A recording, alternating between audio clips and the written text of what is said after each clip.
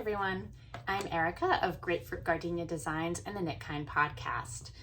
I was saying to myself, my chair squeaking, my stomach growling, the world is falling apart. Why not record a fiber podcast, right? So the fact that we're still here, we're still making, we're still showing up for each other. We are still speaking up, even as the world becomes increasingly a dangerous place to do so. Means we're putting one foot in front of the other. So thanks for joining me today. If you are a returning viewer, and if you're new, welcome. This is a podcast that talks about fiber arts under the premise of kindness, with everyone welcome and wanted, and no hate speech. We are a place where we have curiosity about the fiber arts and about each other, and that's about it. So if that sounds good, join me for a little conversation. Today I am wearing my Transitions cowl, which is knit in Ellen's Half Pint Farm. And she is a vendor and an organizer of Vermont Sheep and Wool, which is coming up very quickly in about 2.5 weeks, October 4th and 5th in Tunbridge, Vermont. It's a great opportunity to come for the day, stay overnight, do a little bit of leaf peeping, have some good food, some good music, some company, give your mind and your body a break from the everyday stress that we're all experiencing. And I say we all because I know people experience it in different ways. So that's it. I hope you'll come see me in Designer Alley. Maybe a little bit more to say about that next week when I talk about Lifeline's shawl, because it is almost ready for you. And look, we have not twin sisters, or maybe twin sisters with different personalities. Isn't that the best? I have these two to show you, and I think by next week I'm also going to have the sample in North Bay fiber to show you. So lots to talk about there. I won't get ahead of myself. I do have new spectacles. I was overdue, and so a couple of weeks ago I got my new prescription and I can see better again, and that's nice. Yeah. So anyway, Warby Parker, if anybody's wondering, I love really, really nice, expensive frames, but then reality hits and Warby Parker has them at less than half price of the other ones. And these are like a fun, I think it's called peacock blue or peacock green. It's like a teal color, a little cat's eye thing going on, but not so much that I'm trying to be hipper than I am. And yeah, that's that. So Transitions cowl and Ellen's Half Pint Farm. I released this in August. It is available in my Ravelry shop. I think I still need to update my Etsy shop so that you can get it there if you're not a Ravelry user. It's this beautiful, I mean, look at these colors for fall. Oh gosh, look, the sheen too. It's a blend of silk and yak and silk and camel, and I've talked about it on other episodes, so I won't go back, but just really pretty fall piece that, you know, mine can go just a little bit over my shoulders for when I'm sitting here, and then, you know, if I was styling it over a dress or moving around a lot, I'd kind of hang it more in front, like this. So that's what I'm wearing. And what's behind me is Lifeline shawl that I'm going to, it's not released yet. It will be released before Vermont Sheep and Wool. And I'm going to show you how it knits up in different yarns, both in the colors and in even different weights and so on. So a lot more to say about that next week.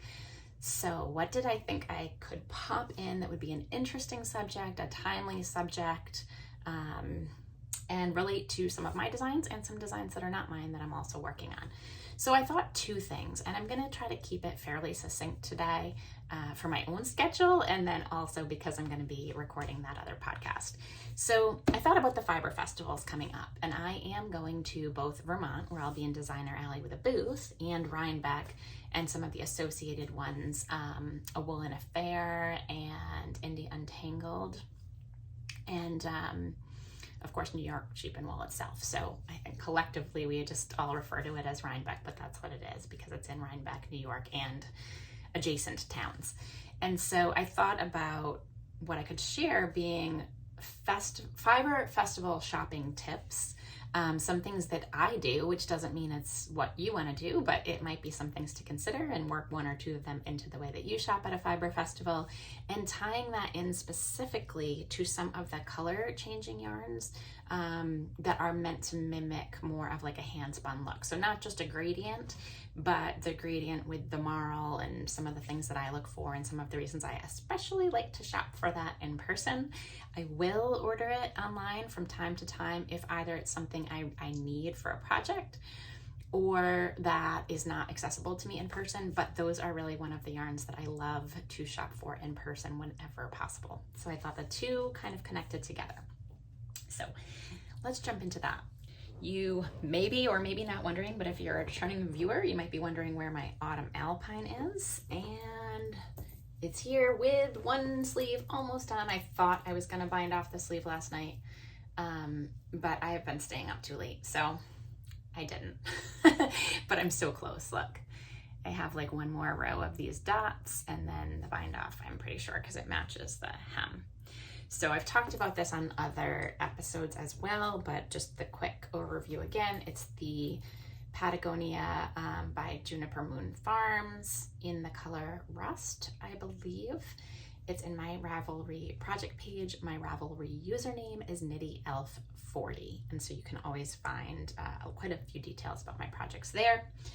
And the modifications I made, which are also outlined. I did not a cropped, I did a full length sweater, a little bit of a boxier fit. I knitted it at an alternative gauge, which means I sized down to a size 2 because I had a gauge that had fewer stitches per inch. Even we designers who are doing this all the time have to sit there and work that through in our head for a second. And then I tapered the sleeves, so you'll see my little stitch markers here for where my decreases are, rather than the pattern, which was to knit it straight down and then decrease them all right before the cuff.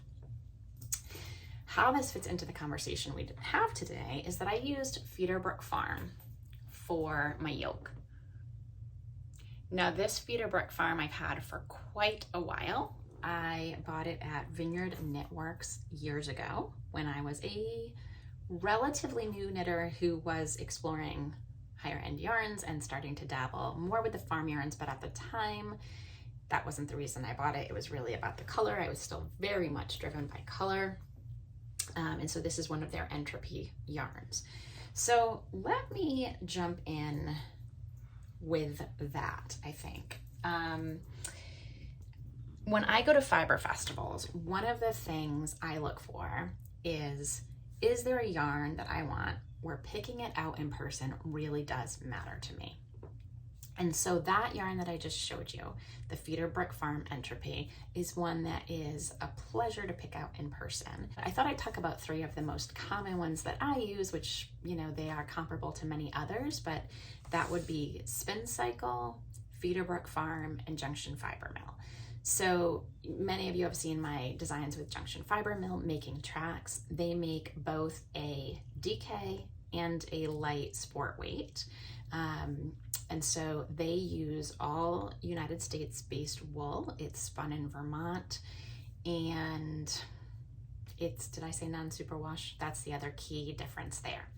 Feederbrook Farm uses Blueface Leicester, and most of the sheep that they have on property are, they call them BLTs, which I thought was adorable on their website because it's a Teeswater BFL crossbreed, I believe. It's not just that the 2 fibers are put together. I think that they actually cross the sheep. So don't quote me on that, but I think that's how I understood it when I read it. And then Spin Cycle, I actually did not check on their website. Oh, it is. I'm sorry. Yes, I did. It is all American sourced wool as well. Theirs is a superwash. And they have Dyed in the Wool, Dream State, and Plump. So they actually have what's listed as sport, worsted, and bulky. I find that their Dyed in the Wool is really more of a fingering, but it works with some patterns. I've paired it with DK or with sport, and so you really just have to swatch. So one of the things that's different between those 3 and really makes it so that it's not about only finding the one you love the most, it's about the one that fits your project the best. So like I said, Spin Cycle I think of those three as the only superwash.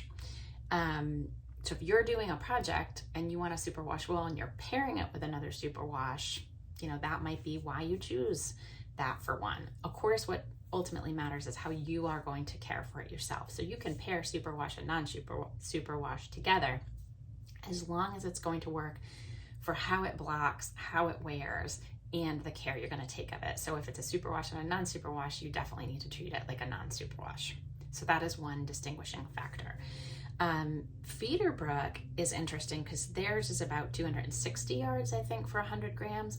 So theirs really is sort of what I think of as like that more true decay when I was learning, you know, how a yarn weight felt, which is of course very different from after you block it and it poofs and other things.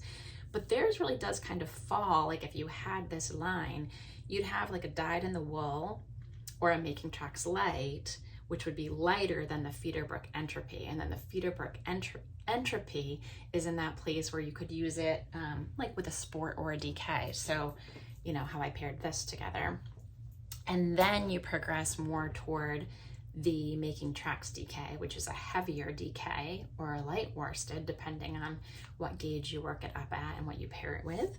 And then into the Dream State, which is back to Spin Cycle, so back to the superwash, which is more of a true worsted, maybe a heavy decay, light worsted, but when I've used it in the past, it's, you know, seemed a little bit more like a true worsted.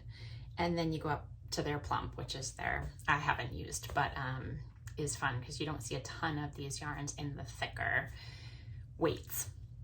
So that's a little bit just about the weight and the superwash treatment and the source of the wool. I am not 100% sure that Feederbrook uses all of their own wool for theirs, but that gives you a sense of where the wool is coming from, how it is or isn't treated.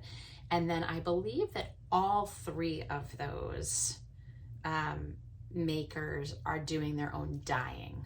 So it's all dyed here. And then there are other small producers and larger producers who are making those types of yarns. So I'll just mention a few. Kingdom Fleece and Fiberworks in Vermont, they are making a marled sort of hand-dyed mimic, but I think smaller batches, at least for now. And I believe theirs is called Nor'easter.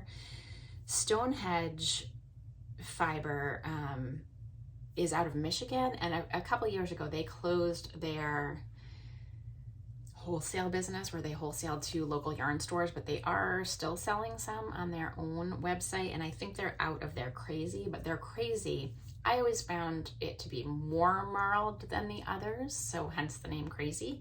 But they've been doing it. You know, this type of yarn and yarn style has been around for a long time and mimics what people are doing with fractal spins or just hand spinning in general. Manos del Uruguay also has one called Marla that you may have seen, and theirs is a superwash merino, and they've partnered with, I know, at least Pearl Soho to also offer one like through a partnership with them. So I'm sure there are many, and actually this is kind of an interesting place that if you've seen others, whether they're small batch and local to you, or they're larger and more commercially available, or in another part of the world that's not the United States, I'd love for you to pop the names of them in the comments below so that we can sort of have an inventory of everybody to look at and see like what are the ones you can use that are different fibers, different fiber treatments that are from different parts of the world, and accessibility that are different price points. Did I say that already? But it would be neat to kind of have a full inventory of these types of yarns. So let's talk a little bit about it. Now, the reason I like to look in person is if I'm doing a yoked sweater, which I'm often doing with these yarns, I want it to be what I feel is successful for the end product I want. That doesn't mean this is what everybody wants. And I want to be clear about that. This is not right or wrong. This is my preference. So when you look here, you'll see some, now granted, this is not blocked. Keep in mind, I think I blocked the very top, but most of it's not blocked. And what you'll see is that there's some nice color changing and there's some marling, but there's not a ton of high contrast barber pulled marling.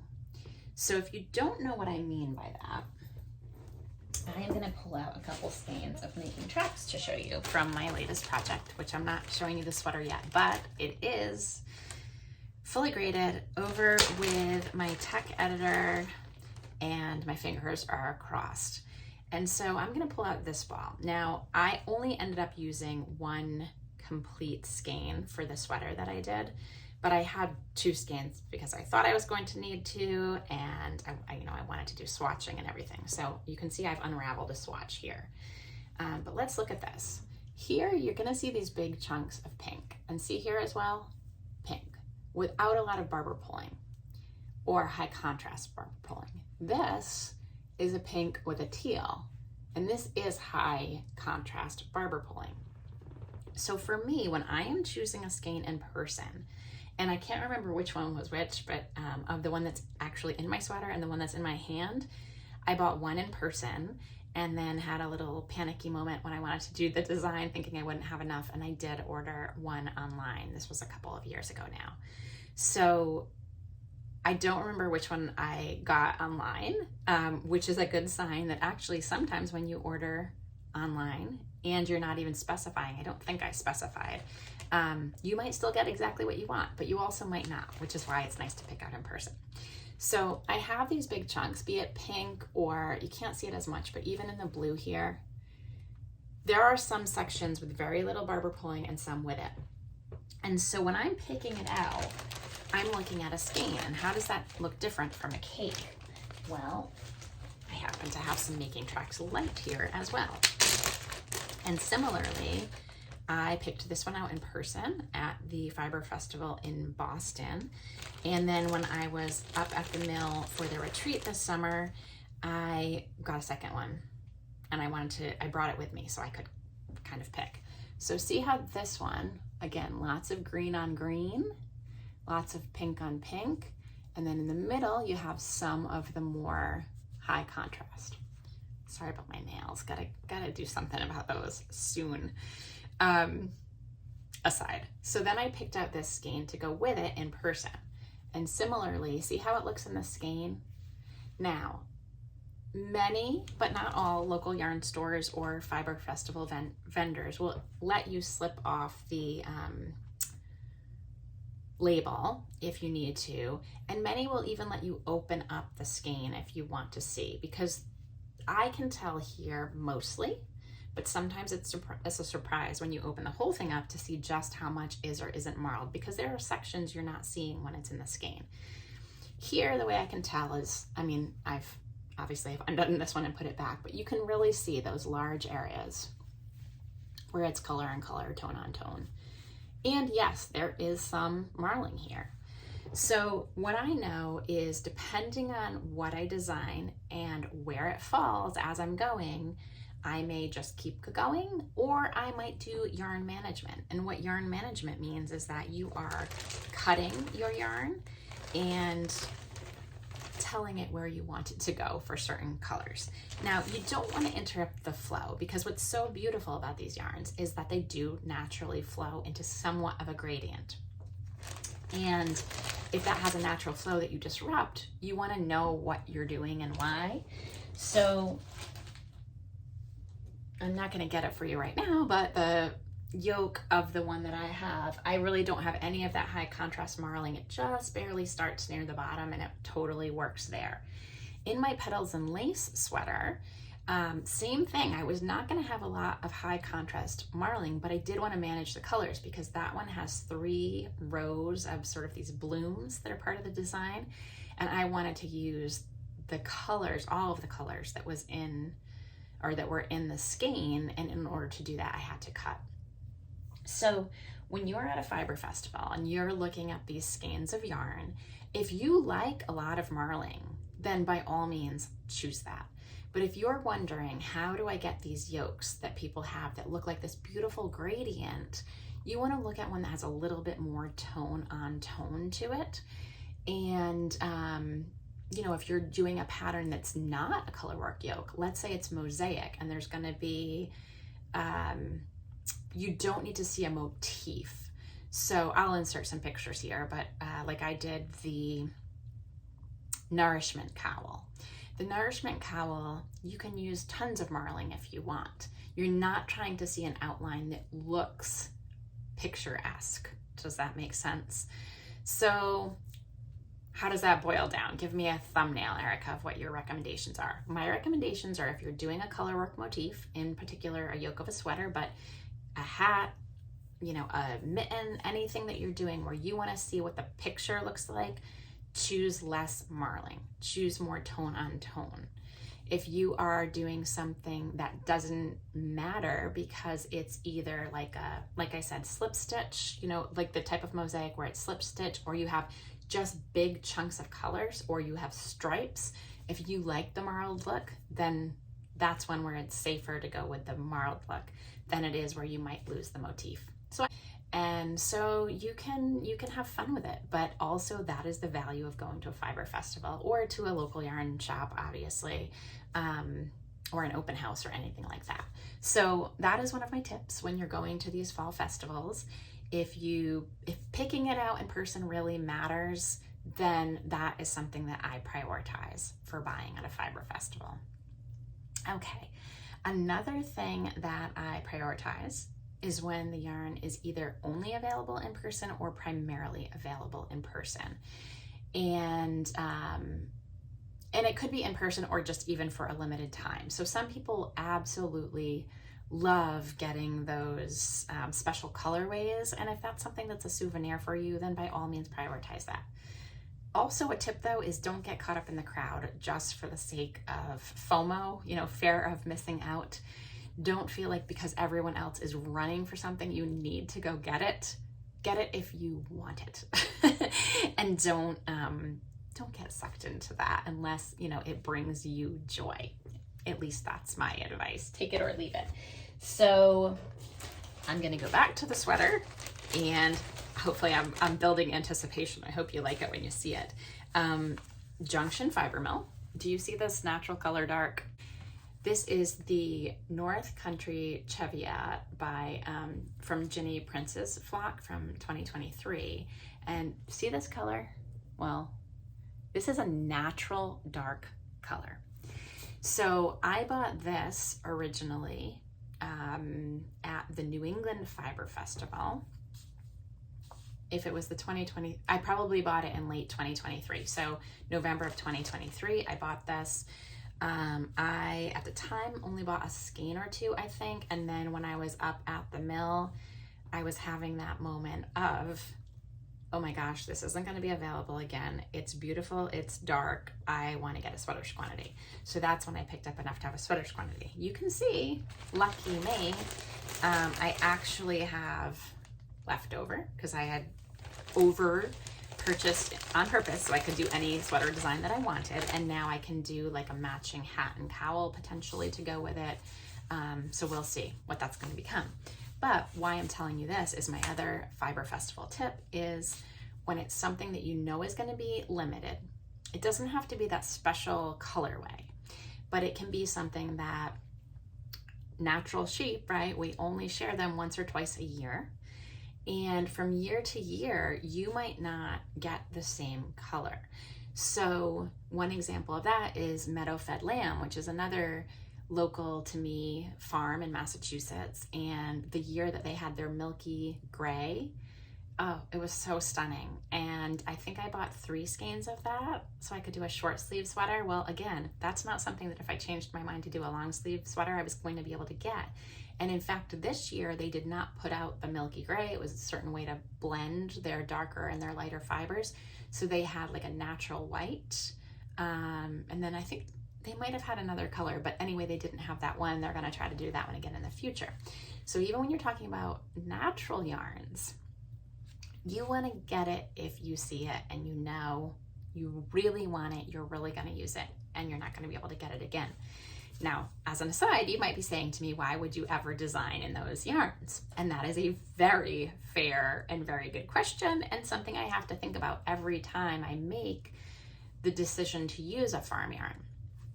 The reason I did my current sweater in this limited edition for the body is because in addition to partnering with certain producers, so when we do this sweater and I release this sweater, if you want to use Junction Fiber Mill yarn and that is your biggest priority, You can use any of their Roots line or any of their Farm Fresh line, and you can have a sweater that is both the making tracks and the body of it, the main color, in a Junction Fiber Mill yarn.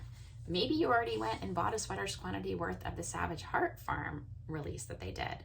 Maybe when they had, I think they had Shetland ones, and they're talking about maybe getting long wool, and you might have a sweater quantity of that and not know what you want to use it for yet. So you can use those. If you don't and you want to get it, you'll be able to get their lines that they do that are comparable and will work up at gauge.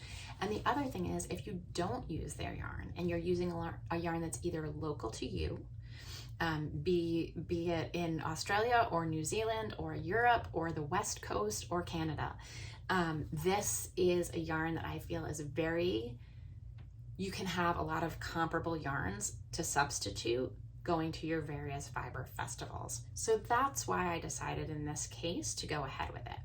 So this is a heavy DK yarn, light worsted for, some will swap right out. And like I said, it's a natural color. So if you're shopping, and I will, as soon as I know that pattern is going to go into testing, I'll give you a preview so you can decide whether or not you want to knit it and you want to shop for it at the fall festivals, even though the pattern won't be out yet. You can find a comparable yarn. And if you're looking for this dark chocolate color, now that gives you a reason to go look for dark chocolate colors at your fiber festival. So this one is 2-ply. It is 210 yards for 100 grams. And any yarn that fits that bill, be it from Junction Fiber Mill or another farm to fiber producer, I think it would be a great fit. So that's both why I originally bought that at a fiber festival and why I was comfortable using it for design. Okay, those are my top two things. A third one that I wrote down is, sometimes you see something and it is just either a rare breed that maybe is used, but you never see it labeled for that breed, or it's something that's totally new to you and you want to sample it. Don't feel like you need to buy a sweater quantity. Also, don't feel like you only buy one and you are, you're not going to use it. It's going to sit in your stash. But do something that's kind of called like yarn sampling. Don't feel, I guess, and that's not that I want to tell you not how to feel or how not to feel. Maybe I will lead with what you could feel. You could feel that what you're doing is just buying a sample. So if you think about this and you compare it to other things, sometimes we treat our stash either like it's so sacred that we can't use it unless there's just the right thing. And I have done that. And I know how and why you might feel that way. But you can buy something and just swatch with it. You don't even have to use it in a project. Like, you could just make a swatch out of it, and that swatch could bring you joy and fulfill curiosity and help with your knowledge base. And you could do something nice with the swatch in the end. You could make it into a little pillow, or you could hang it on your wall. No, there's no rules, right? There's no rules about what we do and don't do with both our stash and the outcome. But sometimes I think we get really stuck on, there's something we really want, and maybe it's a higher price point, and we just think, I can't buy this unless there's a real purpose to it. And the purpose could be exploration. If you think about it like buying an experience, like I know we talk about this with knitting and yarn a lot, we will pay X amount of money to have a cocktail at the bar, or go to the movies, or go skiing for the weekend, or, whatever it is, take a boat to a day trip to Martha's Vineyard. These are all experiences we pay for. So why not also think about yarn potentially as an experience if you're going to take it out and swatch it? When you're in between projects and like you're having that analysis paralysis of what to cast on, and sometimes the best thing to do for your soul and your hands and your mind is just to take yarn out with zero purpose and put it on a swatch and have the experience of knitting. So I endorse that. And if that's something that you like to do and you're curious about a new yarn at a festival, just get yourself a small, maybe they have mini skeins, or maybe they have 50-gram skeins. So that's another thing that I have recently taken great joy out of doing. I would be remiss not to say that if you connect with a vendor on a personal level and you just feel really good energy and a good vibe, that's another reason to buy yarn. And that is also maybe a good reminder for people who are vending to make those personal connections. You know, I've done craft fair since I was a child, and when I was young, my mother would tell me like talking to people made a big difference, and I was both shy and extroverted at the same time. I sort of walk that line of introverted, extroverted, especially as I get older. But you know, it's nice to connect with people and not feel like you have to have pressure of making a sale, but really look for those genuine connections. And I have made a lot of really nice connections. Well, I say a lot. I don't mean breadth. I mean more than I might expect, that have been deeper than I might expect, just from starting a conversation with someone at a fiber festival about a shared interest or passion. So if that happens to you and it would fulfill you to make a purchase from somebody, you know what, it doesn't even have to be yarn. And that's kind of number 5, like look for gifts for yourself, for your friends that are non-yarn, yarn adjacent. There are so many things we can do to support the vendors at these festivals who need the support. Also, we have the pleasure of making a purchase, and when it's a useful purchase that isn't, if there's yarn and we're stressed that we're not going to use it, it doesn't have to be yarn. There are so many wonderful things that these vendors have for knitters and non-knitters alike. So that's my last tip about fiber festival shopping.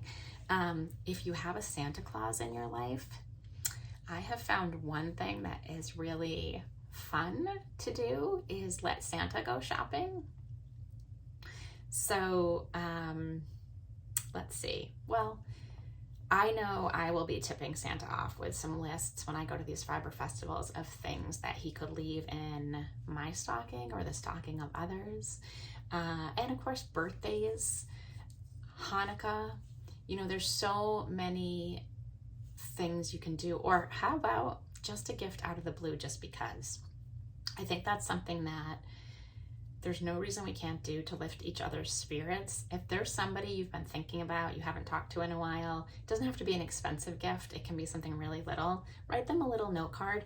That's another thing a lot of these vendors will have, really cute note cards. Ooh, this might make a noise, so give me a second. But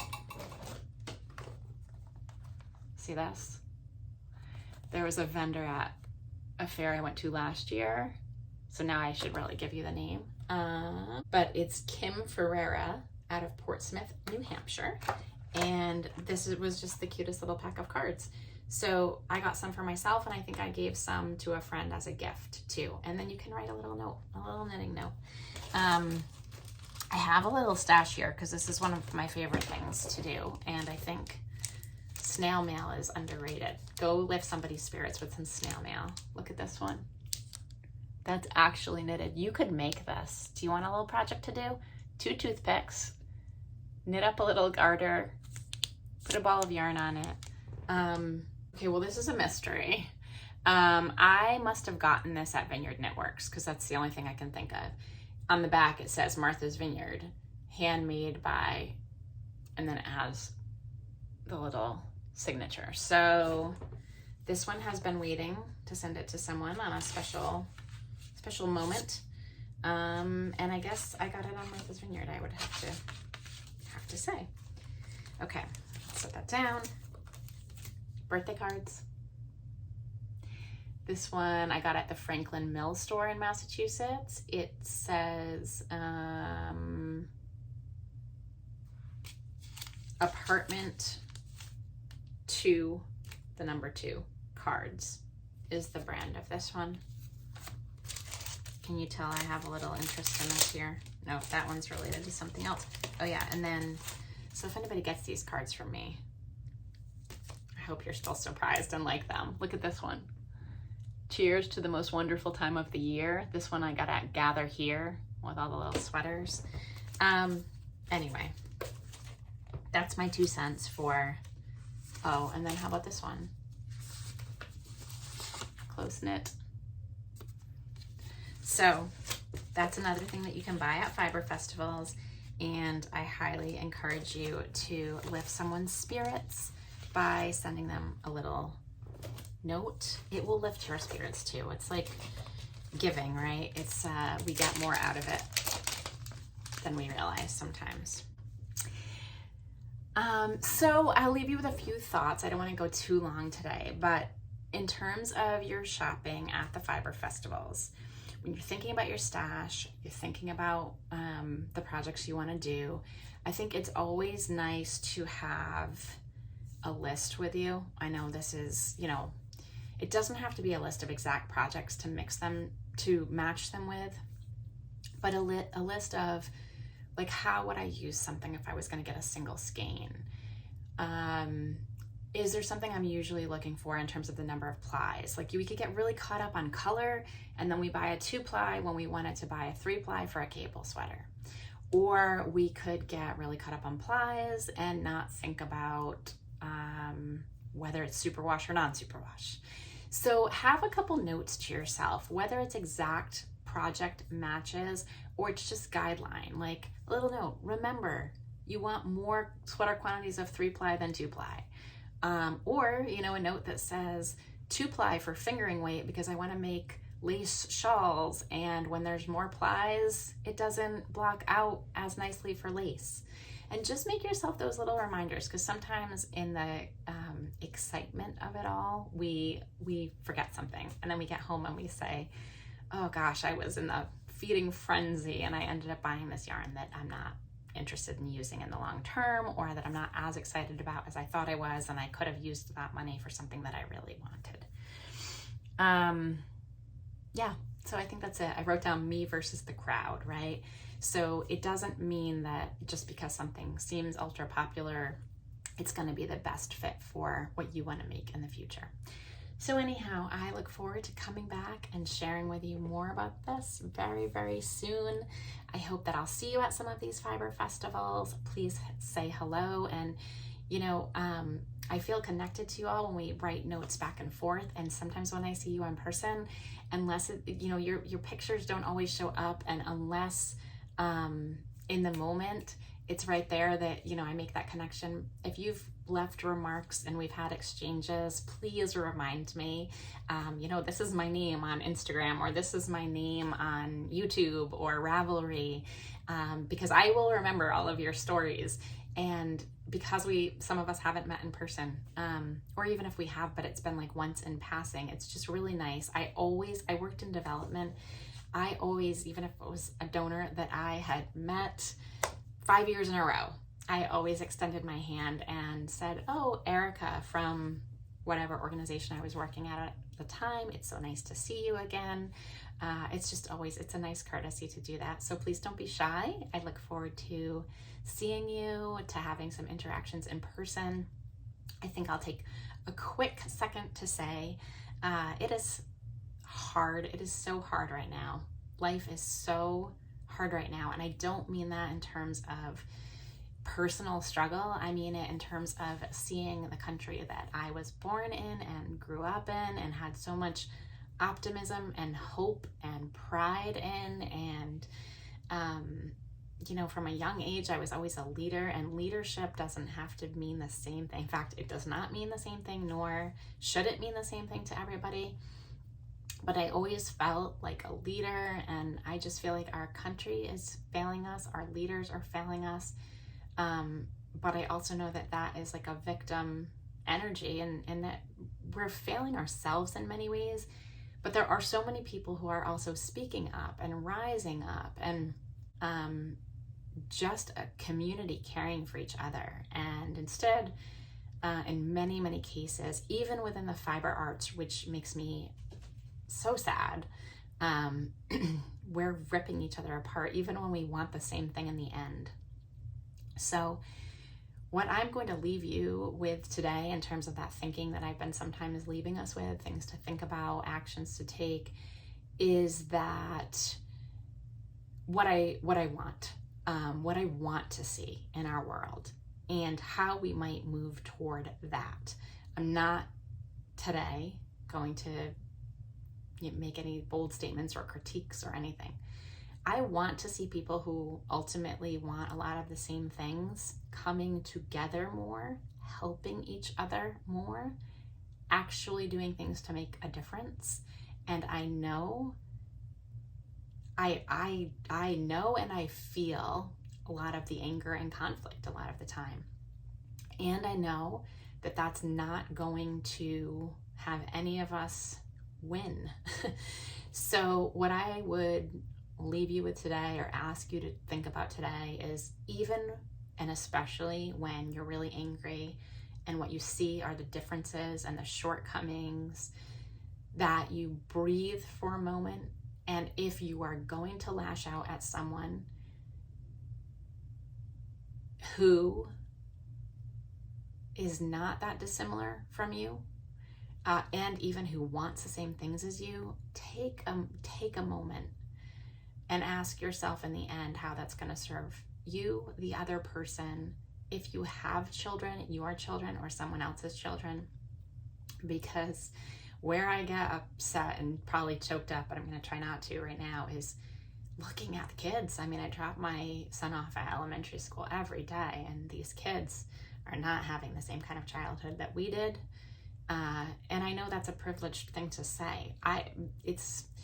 There's so much that you could unpack and say, but we are not going to leave our kids any kind of functional country, no matter what your views are. If we don't find some ways to stop the madness, to stop the hate, without seemingly turning that hate in an equal way around. And that requires way more strength and leadership on every level than it does to return punches with punches. When someone tells you when you get hurt, you hurt back harder, I understand wanting to do that. And I also know it absolutely ruins relationships. It's ruining our country. It's ruining our world. Yes, there are places you have to defend yourself. You have to stand up for yourself. You have to use different tactics and emotions.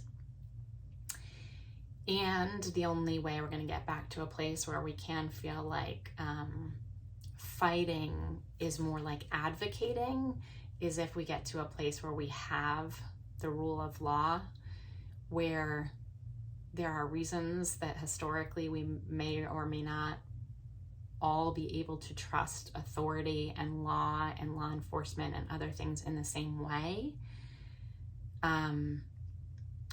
But it's not the absolute thing it's spiraling toward. So what I want to see is I want to see people working together. I want to see a place where we see more places for opportunity than threats to actual existence. I want to see a place where no one, even the people who have the most extreme views,